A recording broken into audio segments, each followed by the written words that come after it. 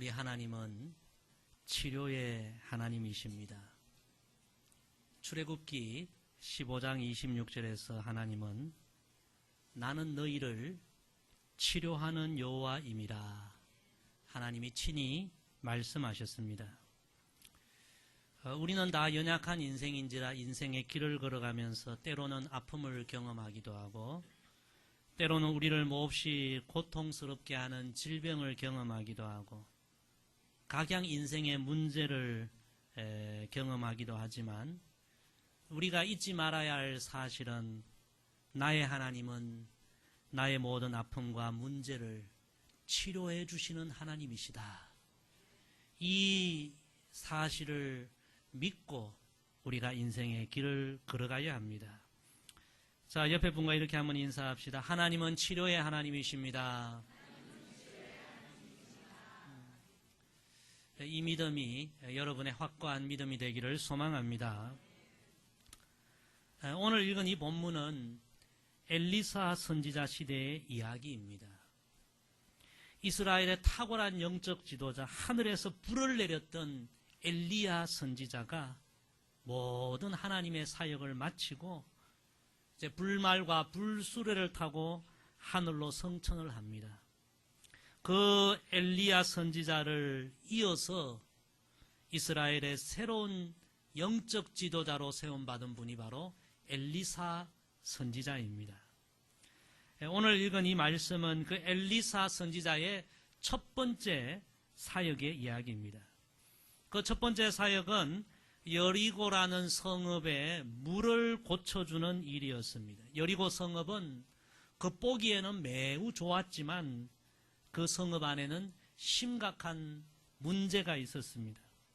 물이 좋지 못하여서 열매가 익지 못하고 다 떨어져 버립니다. 그래서 엘리사 선지자가 한 줌의 소금으로 그 성읍에 물을 고쳐주고 그 성읍의 문제를 치료해 줍니다. 이 엘리사 선지자의 첫 번째 사역을 통해서 하나님께서는 사랑하는 자녀들의 모든 문제를 치료해 주시는 하나님이심을 온 백성들에게 밝히 보여주셨습니다. 성도 여러분, 오늘 이 시간이 하나님의 말씀을 통하여 우리 모두가 오늘도 살아 계셔서 우리의 아픔과 연약함과 문제를 치료해 주시는 하나님을 우리가 새롭게 만나게 되기를 주의 이름으로 축복합니다. 우리 먼저 19절 말씀 우리 다 함께 읽습니다. 시작. 그 성읍 사람들이 엘리사에게 말하되 우리 주인께서 보시는 바와 같이 이 성읍의 위치는 좋으나 물이 나쁨으로 토산이 익지 못하고 떨어지나이다. 아멘. 첫째, 인생은 누구나 문제를 만날 수 있습니다. 엘리사 선지자 시대 여리고 성읍에 문제가 생겼는데 한두 사람의 문제가 아니라 그 성읍에 살고 있는 모든 사람이 겪고 있는 문제였습니다. 성읍의 위치는 좋았습니다. 환경이 좋았다는 이야기입니다. 사람들이 겉으로 볼 때는 문제가 없어 보이고 좋아 보였는데 실제로 그 안에 살고 있는 사람들은 심각한 문제를 겪고 있었습니다. 그 문제는 물이 나빠서 물이 좋지 못하여서 토산이 식물이 자라는데 열매를 맺기는 맺는데 익지 못하고 다 떨어져 버리는 것입니다. 겉보기는 그럴듯했는데 실제로는 다 고통을 겪고 있는 상황이었습니다. 오늘 말씀에 토산이 익지 못하고 떨어진다라는 이 말씀에 히브리 원어적인 의미는 두 가지가 있습니다. 첫째는 땅에서 자라는 나무들의 열매가 익지 못하고 다 떨어진다, 그런 뜻이 있고, 두 번째 이 말씀의 원어적인 의미는 그 땅의 주민들이 임신을 하기는 하지만 자녀를 출산을 하지 못하고 유산되는 그런 고통을 겪게 되었다는 것입니다. 생각해 보세요. 얼마나 지금 심각한 문제입니까?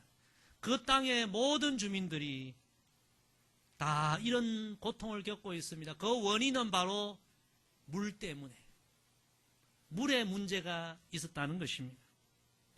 성도 여러분, 우리가 살아가면서 제일 중요한 것이 물이 아닙니까? 깨끗한 물을 마셔야만 건강하고, 물을 마시지 않으면 살 수가 없는 것입니다. 물이 너무 중요하죠. 기억하시는 분은 기억하시겠지만 91년도에 낙동강 페놀 오염 사건, 우리나라를 발칵 뒤집었던 큰 사건이 있었습니다. 구미에 많은 회사들이 있지 않습니까? 그게 한 전자회사가 페놀 원액 30톤을 그 낙동강에 유출시킨 그런 사건이었습니다. 그 물이 대구로 공급되는 수돗물을 오염시키고요, 수돗물에서 악취가 나고, 그 수돗물을 마셨던 시민들이 복통을 경험하고, 그 오염된 수돗물을 마셨던 임신한 여인들이 유산을 하기도 하고, 기형아가 출산하기도 하고, 여하튼 엄청난 사건이었죠. 여리고 성읍에 살아가는 사람들이 바로 지금 그런 고통을 겪고 있는 것입니다.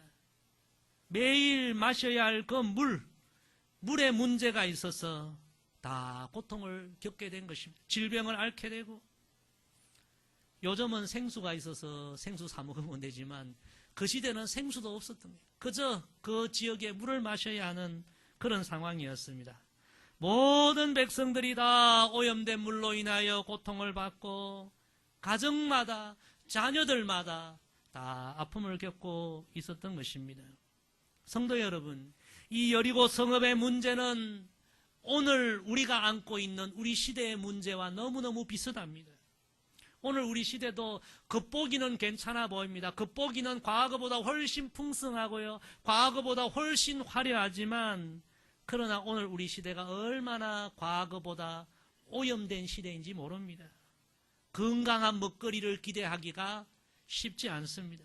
저도 시골에서 자랐지만요, 농약 치지 않고 농사 제대로 안 됩니다. 고추 농사 영양지역에 보면요, 얼마나 농약 많이 치는지 몰라요. 농약 안 치고는 열매가 제대로 익지 않아요.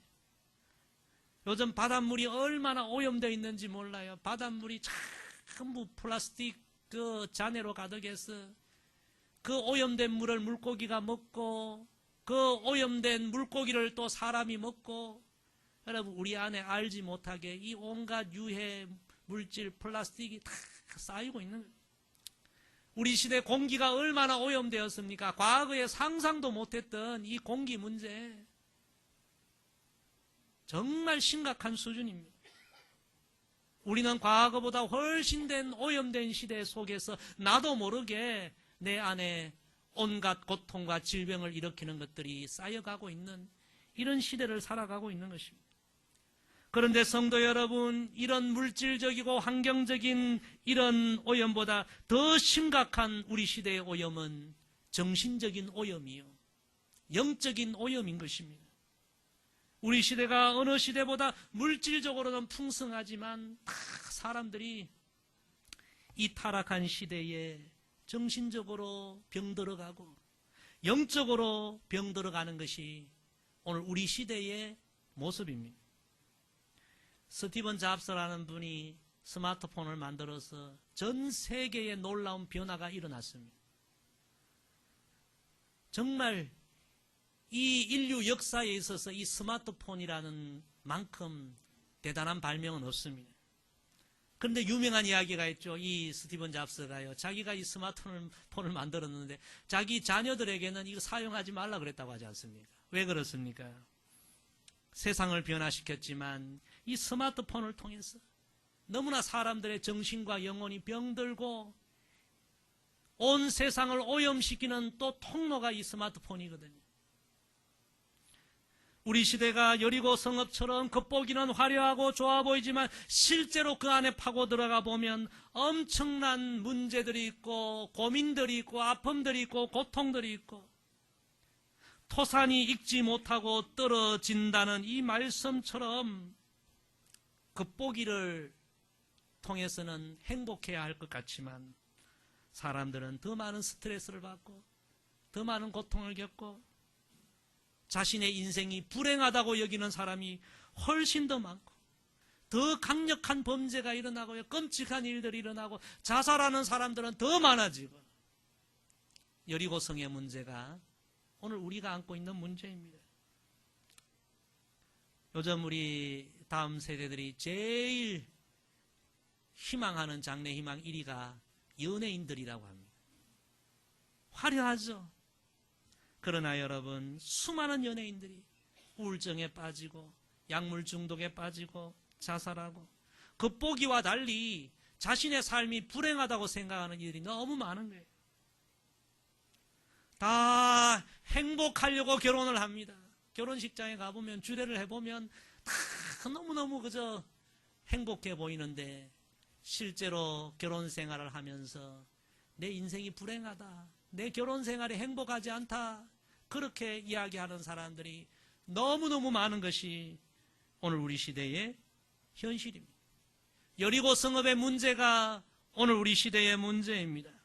오늘 우리 시대를 살아가는 수많은 사람들이 이 시대를 살아가면서 아픔을 경험하고 불행을 경험하고 고민을 경험하고 문제를 경험하고, 사랑하는 성도 여러분, 그럼 우리가 어떻게 해야 합니까? 하나님을 믿는 우리 성도들은 이런 상황 가운데 어떻게 살아야 합니까? 성경의 가르침은 무엇입니까? 하나님은 어떻게 말씀해 주십니까? 자, 오늘 그 답을 성경을 통해서 한번 찾아보십시다. 자, 우리 본문 20절, 21절 두 절 같이 읽습니다. 시작. 엘리사가 이르되 새 그릇에 소금을 담아 내게로 가져오라 하매 곧 가져온지라. 엘리사가 물 근원으로 나아가서 소금을 그 가운데에 던지며 이르되 여호와의 말씀이 내가 이 물을 고쳤으니 이로부터 다시는 죽음이나 열매 맺지 못함이 없을지니라 하셨느니라 하니. 아멘. 두 번째, 우리는 문제의 근원을 보아야 합니다. 따라합시다. 문제의 근원을 보아야 합니다. 겉보기는 좋았지만 실제로는 모든 백성들이 심각한 고통을 안고 있는 이 여리고성의 문제를 알게 된 엘리사 선지자는 한 줌의 소금을 가져오라고 합니다. 그 소금을 들고 어디로 갑니까? 오늘 말씀해 보니까 물 근원으로 나아갔다. 물 근원, 매우 중요한 말씀입니다. 오늘 연필을 가져오신 분은 오늘 성경에 물 근원이란 말에다 줄을 쳐놓으시기를 바랍니다. 엘리사 선지자는 물이 지금 나빠서 백성들이 고통을 당하고 있는데 물가로 간 것이 아니라 이 성읍의 문제가 되는 물 근원을 찾아간 것입니다. 문제가 생기면 여러분, 현상을 보지 말아야 합니다. 문제의 근본 원인을 우리가 보아야 합니다. 어떤 사람들은 현재 다가오는 그 문제 자체에만 함몰됩니다. 고통스러운 결과에만 집중합니다. 그러나 성경의 가르침은 문제의 근원을 보아라. 너가 당하는 불행의 그 원인을 찾아보라. 성도 여러분, 무엇이 지금 내 삶에 아픔을 가져오고 고통을 가져오고 불행을 가져오는가? 우리 가정에 무엇이 우리 가정을 무너지게 하는가? 여러분, 문제의 근원을, 문제의 근본 원인을 볼 수 있는 영의 눈이 여러분에게 열리기를 축복합니다.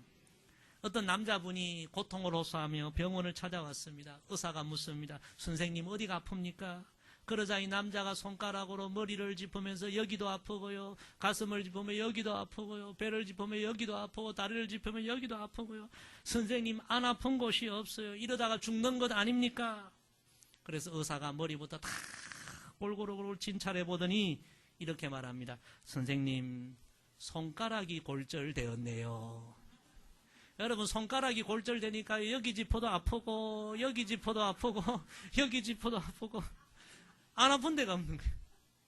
문제의 원인을 제대로 몰란 거예요.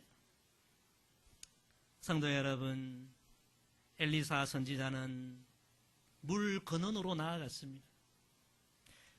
오늘 우리의 인생에 다가온 문제를 겉만 보아서는 절대로 해결할 수가 없습니다. 문제의 근원, 뿌리가 무엇인가 우리는 살펴야 합니다. 하나님은 우리 인생을 보실 때 그 사람을 보지 않습니다. 우리의 속 사람을 보시고 우리의 중심을 보십니다. 그 유명한 말씀이 사무엘상 16장 7절이 아닙니까? 내가 보는 것은 사람과 같지 아니하니 사람은 외모를 보거니가 나 여호와는 중심을 보느니라. 우리는 눈으로 드러난 것만 보지만 하나님은 우리의 중심 근원 깊은 뿌리를 보고 계십니다. 성도 여러분, 내 삶에 일어나는 문제와 고통, 우리 가정에 일어나는 여러 가지 어려운 문제, 그 원인이 무엇인가? 우리는 그것을 보아야 합니다. 내 삶을 자꾸 무너뜨리는 그 원인이 무엇인가? 내 삶을 병들게 하는 그 원인이 무엇인가? 내 삶을 불행하게 만드는 그 근본 원인이 무엇인가? 우리는 그것을 깊이 묵상해야 합니다. 내 감정이 문제인가? 내 잘못된 습관이 문제인가? 게으름이 문제인가? 이 관계의 문제인가? 내 안에 깊은 열등감이 문제인가? 무기력이 문제인가? 회개하지 않은 죄가 문제인가? 아직도 치유되지 못한 과거의 상처의 문제인가?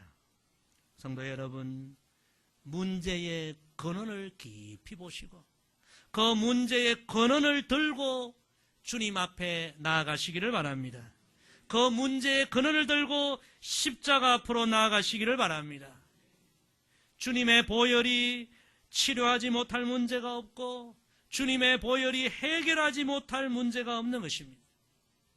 우리가 날마다 새벽 기도를 드리고요, 새벽 기도 끝날 때에 매일같이 부르는 찬양이 있습니다. 주의 보혈 능력이 있도다 주의 피 믿어 주의 보혈 그 어린 양의 매우 귀중한 피로다.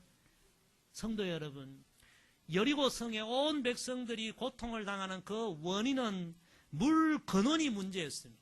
거기서부터 오염이 된 거예요. 문제가 생긴 거예요. 엘리사 선지자는 물 근원을 고쳤더니 흐르는 물이 다 고쳐졌고, 흐르는 물이 고쳐지니 그 땅에 자라는 토산이 고쳐지고, 토산이 고쳐지니까요, 백성들의 삶이 고쳐지고 가정이 치료가 되고 여리고 성읍 전체가 다 치료된 것입니다. 여러분, 여러분의 삶에 문제를 일으키고 아픔을 일으키는 그 근본 원인을 들고 십자가의 능력 앞으로 날마다 나아가 기도하고 십자가의 능력으로 여러분의 삶의 깊은 뿌리까지 해결되고 치료되는 은혜가 여러분에게 임하기를 간절히 부탁을 드립니다. 세 번째, 누구에게나 치료의 길은 열려 있습니다. 따라합시다. 누구에게나 치료의 길은 열려 있습니다. 이 엘리사 선지자는 물 근원으로 가서 한 줌의 소금을 던지면서 이렇게 선포합니다. 여호와의 말씀이 내가 이 물을 고쳤으니 이로부터 다시는 죽음이나 열매 맺지 못함이 없을지니라 하셨느니라. 여러분, 오늘 말씀의 제목이 뭔지 아십니까? 오늘 말씀의 제목은 한 줌의 소금입니다. 엘리사 선지자는 왜 물 근원에 가서 한 줌의 소금을 던졌을까요? 성경을 해석하는 분들은 이 소금을 여러 가지로 해석합니다. 성경에 이 소금의 의미가 다양하게 나오거든요. 저도 한 주간 이 말씀을 많이 묵상했습니다. 왜 엘리사 선지자는 한 줌의 소금을 그 문제를 일으키는 물 근원에 던졌을까, 뿌렸을까? 여러분 한번 생각해 보십시오. 엘리사 선지자는 그 물을 치료하기 위하여 어떤 값비싼 해독제나 어떤 값비싼 약품을 백성들에게 요구한 것이 아닙니다. 집집마다 다 평범하게 있는, 누구의 집에나 다 비치되어 있는 한 줌의 소금을 그릇에 담아 와라. 그리고 그 소금을 물 근원에 던진 것입니다. 요즘은 뭐 그런 일이 거의 없지만 옛날에 아이들이 자랄 때는 영양이 전부 결핍해가지고 몸이 허약해서 밤에 오줌을 많이 쌌죠, 아이들이. 저도 그런 아이 중에 하나였습니다. 너무너무 어릴 때 연약해가지고요, 오줌도 싸고 지금 생각해보면 그랬던 연약한 시골 촌놈을 하나님께서 이렇게 건강하게 만들어주시고 주의 종으로 사용해 주신 얼마나 감사한지. 할렐루야. 감사하죠. 여러분, 아이들이 오줌을 싸면 어떻게 합니까? 부모가 키를 머리에 뒤집어 세우고 옆집으로 보냅니다. 그리고 와서 뭐라고 합니까?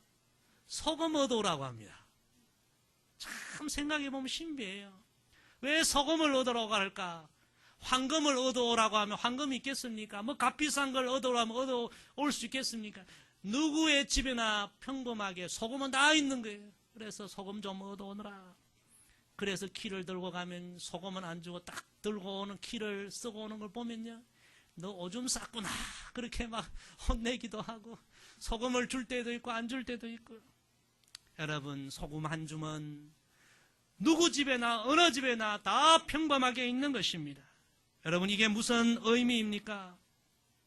누구나 다 인생의 어려움을 만날 수 있고 고통을 만날 수 있고 문제를 만날 수 있지만, 하나님은 또한 누구에게나 다 문제 해결의 길과 치료의 길을 열어주셨다는 의미인 것입니다.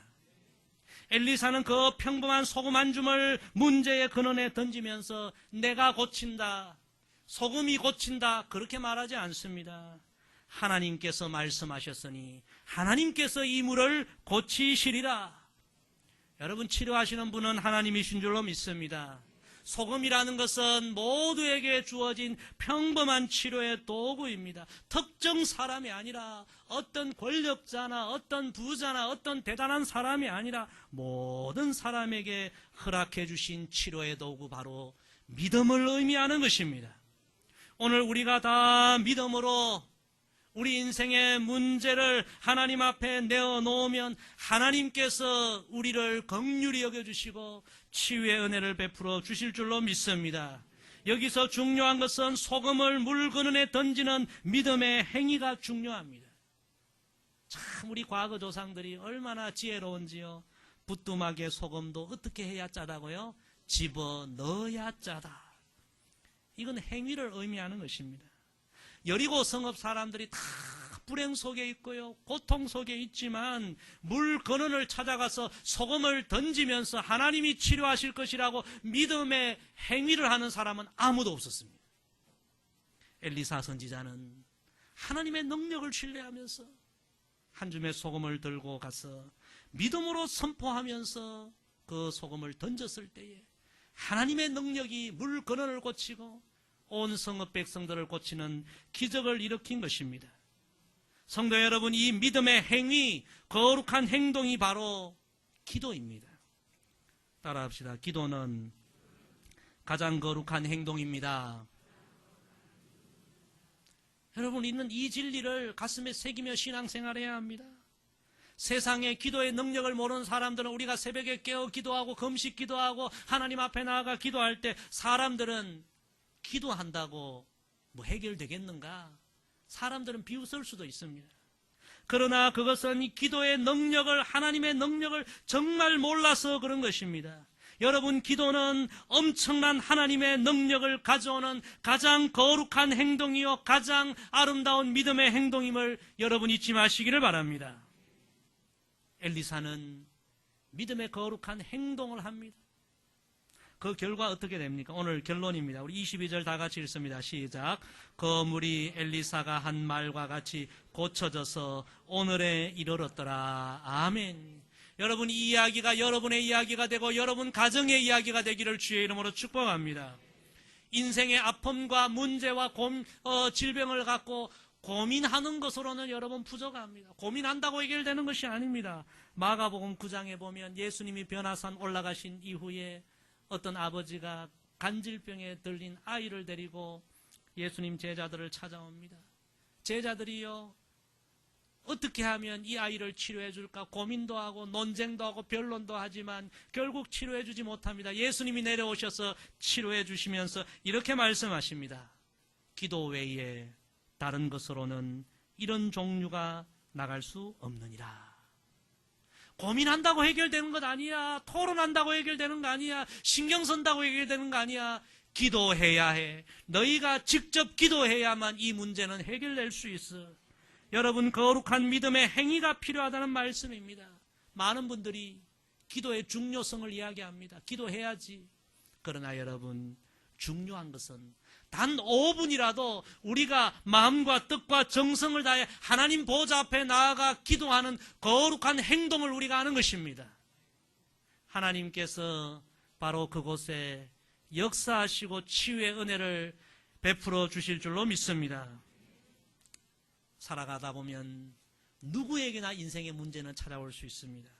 그러나 오늘 말씀을 통해서 우리가 깨달을 것은 하나님은 또한 누구에게나 치료의 길을 열어주셨다는 것입니다. 말씀과 믿음과 기도, 우리 모두에게 허락하신 한 줌의 소금입니다. 하나님 앞에 여러분이 직접 나아가시기를 바랍니다.